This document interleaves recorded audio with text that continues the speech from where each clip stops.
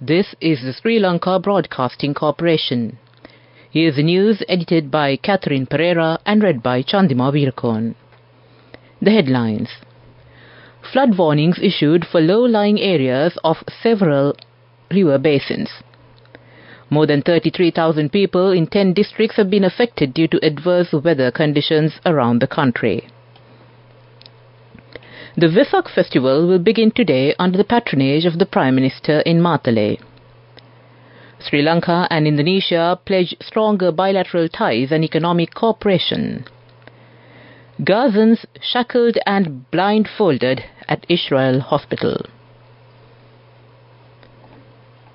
Local news in detail.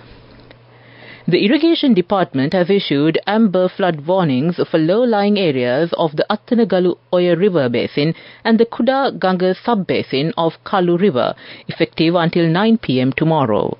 It states that considerable rainfall has occurred in upstream catchment areas of Kuda Ganga sub-basin of Kalu River as of 9 p.m. last night. By analyzing the current rainfall situation and river water levels of hydrological stations in Kaluganga, it is warned that there is a possibility of a minor flood situation occurring in low-lying areas of Kudaganga and Maguruganga valleys situated in Bulat Sinhala, Madruwala and Palindanuwara district secretariat divisions. As a result, there is high possibility of inundating of roads running through floodplains of Kudaganga and Maguraganga, the department warned. Meanwhile, a considerable rainfall has occurred in most of the catchment areas of the Attanagalu Oya River Basin as well. More than 33,000 people in 10 districts have been affected due to adverse weather conditions around the country, Disaster Management Centre Assistant Director Pradeep Kodipilli said. Accordingly, people in Ratnapura, Colombo, Kagalla, Anuradhapura, Kandy, Gaul, Jaffna, Kalutara, Puttalam and Gampaha have been affected. A total of 1,827 people have been sent to 11 temporary safe locations and relief programs for them are underway, he said. Meanwhile, 52 people from 9 families in the Timbirigasaya area of Colombo were affected last night due to sudden floods. He also said that 100 millimeters of rain was reported from every area of the country and Haldummula, Haputale, Haliala, Badulla and Alla areas of the Badulla district had been issued with level 1 landslide early warning alerts. The State Vesak Festival will be held in Matale under the patronage of President Ranil Wickremesinghe. The festival will begin today under the patronage of Prime Minister Dinesh Gunawardena and President Wickremesinghe will attend on the 23rd of May. This year's Vesak Festival will be on the theme, Let's not look at what others have done, but at what we have done. The opening ceremony will be held at the Dharmaraja Pirivena premises, Matale. Meanwhile, a special program will be carried out to introduce the concept of mindfulness to the government servants in line with the Buddha Rashmi Vesak festival. Accordingly, SLBC Sadaham Sara will be held at 1:30 p.m. today at the Information Department. The sermon will be delivered by Venerable Pothuhara Mahinda Siritero. Minister Dr. Bandula Gunawardena along with other dignitaries will grace the occasion. This news comes to you from the Sri Lanka Broadcasting Corporation. Continuing with the local stories, in a significant bilateral meeting during the 10th World Water Summit, President Ranil Wickremesinghe and Indonesian President Joko Widodo reaffirmed their commitment to strengthening the long-standing relationship between their nations.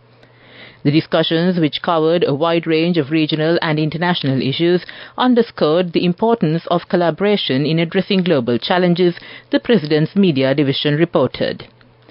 President Wickremesinghe, in his opening remarks, highlighted the historical ties between Sri Lanka and Indonesia dating back to their joint participation in the 1956 Bandung Conference. He expressed appreciation for President Widodo's leadership in regional, international and bilateral matters, noting the importance of such summits in fostering global cooperation. To conclude the local news, the headlines again. Flood warnings issued for low-lying areas of several river basins. More than 33,000 people in 10 districts have been affected due to adverse weather conditions around the country. The Vesak festival will begin today under the patronage of the Prime Minister in Matale. Sri Lanka and Indonesia pledge stronger bilateral ties and economic cooperation. That was the local news. The main news story is brought to you by Sinhala Mahatmya. And on the main news story, French Ambassador Jean-François Pactet expressed optimism yesterday that Sri Lanka's debt restructuring process could be concluded very fast, but declined to elaborate on more details. France is the chair of the Paris Club of Nations responding to Sri Lanka's request for debt treatment. Under it, the Official Creditor Committee, or the OCC, co-chaired by India, Japan and France, has been appointed. Making his remarks during a roundtable discussion with journalists, diplomats and think tank personalities, the ambassador sounded optimistic about the early conclusion of debt restructuring in response to a question. That came to you in the main news story. The main news story was brought to you by Sinhala Mahatmya. Moving on to Watchlight. Senior Advisor to the President on National Security and Chief of Presidential Staff, Sagala Ratnayaka, urged relevant officials to take immediate action to mitigate the risk of dengue in Colombo, particularly in the onset of the rainy season. He also advised the preparation of a special awareness program to educate school children and parents through the Ministry of Education during the Dengue Prevention Week from the 26th of May to the 1st of June. That came to you in Watchlight. Moving on to the world news, we take a look at the headlines first. Gazans shackled and blindfolded at Israel hospital. Netanyahu denounces bid to arrest him over Gaza war. Australia and New Zealand to begin New Caledonia evacuations. Medical workers in Israel have told the foreign media that Palestinian detainees from Gaza are routinely kept shackled to hospital beds, blindfolded, sometimes naked, and forced to wear nappies, a practice one medic said amounted to torture. A whistleblower detailed how procedures in one military hospital were routinely carried out without painkillers, causing an unacceptable amount of pain to detainees. Another whistleblower said painkillers were used selectively and in a very limited way during an invasive medical procedure on a Gazan detainee in a public hospital. Israeli Prime Minister Benjamin Netanyahu has angrily condemned the International Criminal Court's prosecutor for seeking arrest warrants for him alongside Hamas's leaders over alleged war crimes in the Gaza conflict. Mr. Netanyahu said he rejected with disgust that democratic Israel had been compared with what he called mass murderers. Mr. Netanyahu's comments have been echoed by U.S. President Joe Biden, who said there was no equivalence between Israel and Hamas. The chief ICC prosecutor Karim Khan said there were reasonable grounds to believe that Mr. Netanyahu and his defense minister Yoav Gallant bore criminal responsibility for alleged war crimes and crimes against humanity in Gaza. Australia and New Zealand say they have received clearance to send planes to New Caledonia to pick up travellers stranded after unrest shut down the international airport. Australia is deploying 2 planes on Tuesday to evacuate some of the 300 of its citizens who have registered for assistance in the French Pacific territory. The first of a series of proposed flights will also leave New Zealand and bring about 50 people home, the government in Wellington said.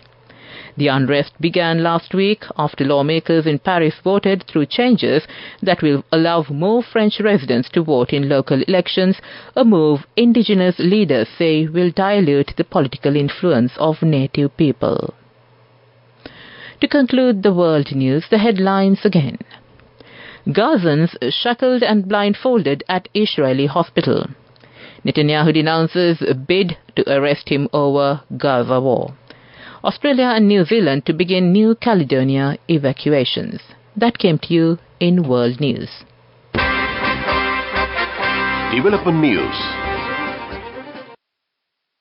Moving on to development news, a delegation comprising officials representing Thai agencies and private sector is in Sri Lanka to explore feasibility and understand the potentials in future cooperation and investment in renewable energy, particularly in electricity generation in Sri Lanka. That came to you in development news. Moving on with sports news. Sri Lankan players will compete today at the Asian Relay Championship tournament in Thailand. 4x100-meter women's event will begin at 4:45 p.m. in local time, while men's event will be at 5:15 p.m. That was sports news.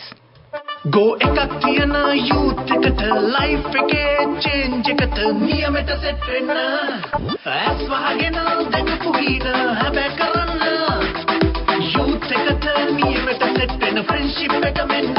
The all-new NSB Ithru account, NSB IM, a plan for your dream. Business News, sponsored by National Savings Bank, the safest place for your money. As the world commemorates International Tea Day today, Ceylon tea stands proudly at the forefront, celebrating its rich heritage, unparalleled quality and global significance. Renowned for its unique flavor profile and exquisite aroma, Ceylon tea has captivated tea enthusiasts worldwide for generations. Originating from the lush hillsides of Sri Lanka, this beloved brew continues to enchant connoisseurs and novices alike, embodying a tradition of excellence that spans centuries. That was Business News. Business News, sponsored by National Savings Bank, the safest place for your money. Go ekak tiyana youth එකට life එකේ change එකට නියමෙට set වෙන්න ඇස් වහගෙන දැකපු හින හැබැ කරන්න youth එකට නියමෙට set වෙන friendship එක මෙන්න.